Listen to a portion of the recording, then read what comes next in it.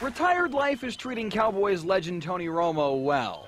I'm excited to be here. His gig with CBS, pitchman deals with companies like Skechers. You're Tony Romo. I am.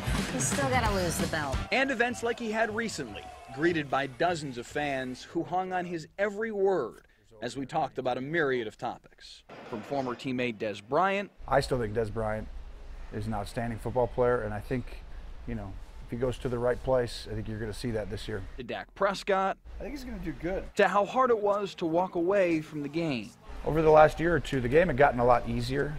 I really felt like they have to do a lot to win the football game. Great play by Romo. Buy all the time you want, he did. Part of the reason it was hard to retire is that you know you can play the game at a decent level. But injuries and a rookie phenom stood in the way.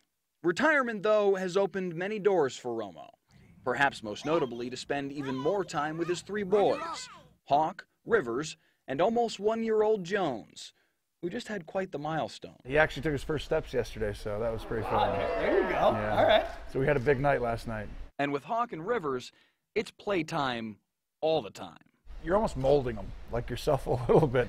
I'm always like, you know what's great is if we watch sports together. That's fun. So you start to kind of make your kids, you know, for me, I'm always like, yeah, whatever they're interested in. But I'm learning, I can kind of tell stories to get them interested in these things that I like.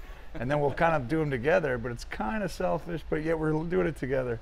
And they love it, so it's been a really enjoyable experience for me. Now, though, it's a lot of golf and a lot of broadcasting for Romo, which he attacks the same way he did getting better as a quarterback. My weaknesses, they're going to come out usually when it matters. And that's what happens in sports or really in life. And I want to be prepared and know that those are going to happen. And you work so that way a year from now, 6 months from now, 2 years, whatever it is, those things will be strengths. And in broadcasting, it's the same thing. It's just, can you analyze yourself well enough to know, and do you know yourself well enough to know your strengths and weaknesses?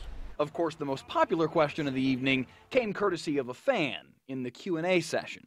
Tony, would you please come back to play? We need you very badly.